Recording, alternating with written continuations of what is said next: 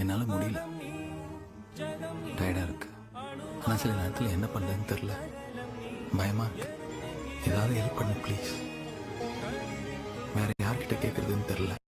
1000 கை உண்டென்றால் நீ ஒரு கை தரக்கூடாதா? 1000 கண் கொண்டாய் உன் ஒரு கண்யனை பாராதா? உன்னில் சரணடைந்தேன் இனி நீ கதியே.